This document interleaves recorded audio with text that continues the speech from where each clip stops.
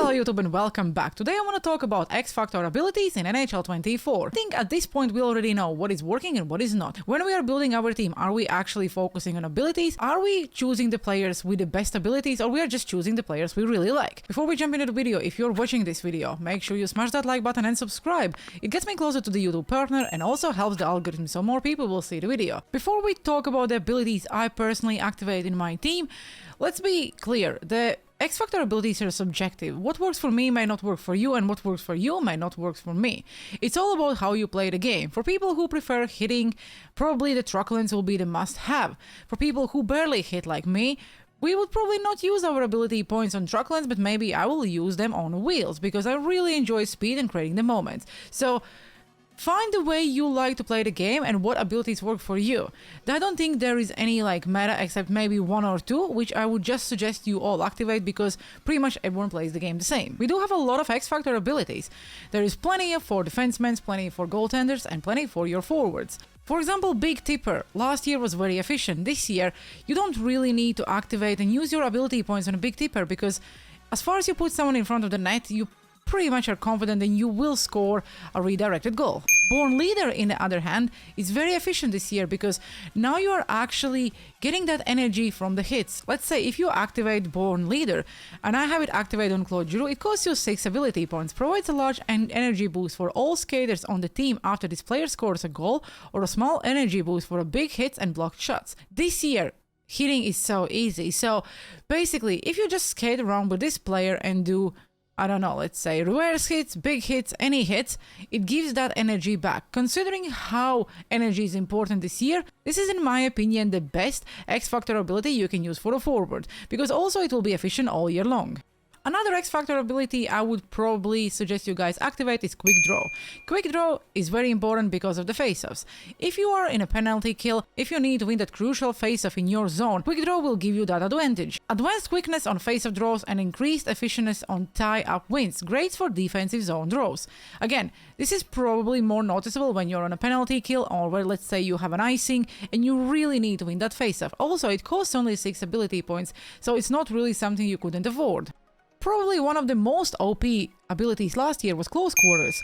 I still use it because it suits my playstyle. It's very expensive, 8 ability points. Probably later in the year when the overalls will go up, I might change it. But at this point in the game, I'm bringing my players very close to the net. When you are trying to do the wraparound type goals, or just maybe on a breakaway go from one side to another, close quarters are efficient. Are they worth 8 ability points? I don't know. When I'm using silver close quarters, it actually is efficient, same as gold. So I probably would not spend 8 ability points if you have a player where you can activate the silver close quarters. If we talk about the goaltender and their abilities, I always activate every single ability on a goaltender, and I'm 100% sure it doesn't change anything. But because I'm so bad at the game, I want to get any help I possibly can. One of the most discussed ability is Unstoppable Force. Every year people are activating Unstoppable Force because it just gives advanced strength with the puck and increased ability to hold on the puck when off the balance.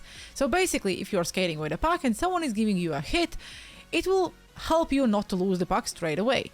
To be honest, with how OP the hitting is this year, with the hip checks and reverse hits and any other hit you can have this year, I don't think Unstoppable Force is needed. I don't think it actually helps. I use Gretzky with Unstoppable Force activated and with Unstoppable Force not activated.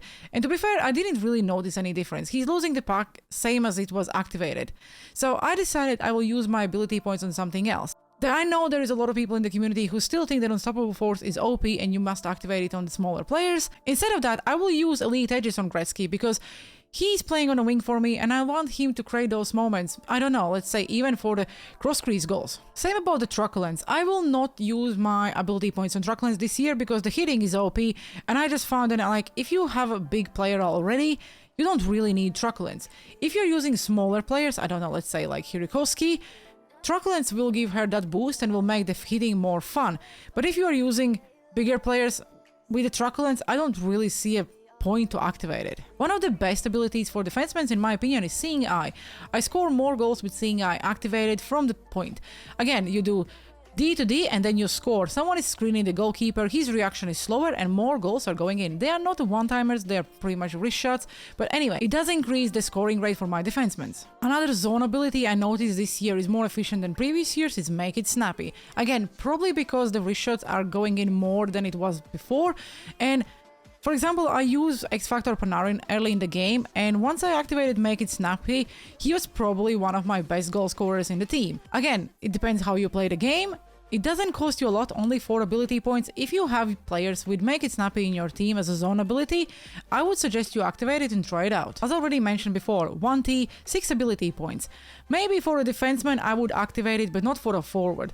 The reason why is because not a lot of players really have that power yet, at least not where we are in the game, to have that 1T so efficient. For defensemen, it's a different story. They score a lot from the point. Again, you really cannot score one-timers this year, but if you do D to D and maybe you screen your goalkeeper, one-timers will go in more often. So 1T for a defenseman would be a good ability to activate, not for the forward. If you look at Relentless ability, there is really no one in the auction house you can buy. I'm pretty sure there's a lot of players with the Silver Relentless. I don't really see any reasons why you would need to activate it as far as you don't really want to try it out and have fun. This ability only helps you with scoring the last puck movement goals, but how many actually are you scoring each game? Another one and very good ability early in the game is Wheels, 10 ability points, so you really cannot activate a lot of players. Some players I would probably activate Wheels would be Teemu Selanne or Connor McDavid, because both will play on the wing, and early in the game the speed is crucial. Once the card will go up, let's say at least by 91, 92, I don't really think you need activate Wheels, because his speed will be already decent and all the stats will also go up. Again, it's very expensive. I probably would use the Wheels for players who already have a huge speed and pretty much are unstoppable. One of them would be Kendall Cohen-Schofield as well, because she's really fast, and with Wheels activated, that agility, speed and acceleration when she's skating would be just incredible. The next one is Thunderclap. A lot of players I asked about it said once they activate it as a silver ability, they really didn't notice anything. Let me know down in the comment sections below. Do you have any players with Thunderclap activated, and do you actually notice it? Because I personally didn't. Another incredible ability is Snipe. Outstanding skills to settle puck with advanced wrist shot accuracy of the settle the puck. Silver Snipe 2 ability points. If you have any players with Snipe, please activate it. You will notice you will start scoring more wrist shot goals, and in general it will increase the scoring in every single game. Tape to tape. One of my favorite abilities, and every single year everyone is saying that it's not worth it. Probably as a zone ability, not as a superstar ability, yes. The passing is crucial. If you are not a Division 1 or 2 player, you will notice a huge boost in passing if you activate tape to tape. Now with icon passing, it still doesn't mean you will have the 100% accurate passing. Tape to tape increase those rates. Okay guys, these are all the zone and superstar abilities I suggest you guys try or avoid. Let me know down in the comment section below which abilities are you activated on your players. Are you actually building your team around abilities? Are you actually checking the abilities when buying the players? I hope you enjoyed the video, have a good one and see you on the ice.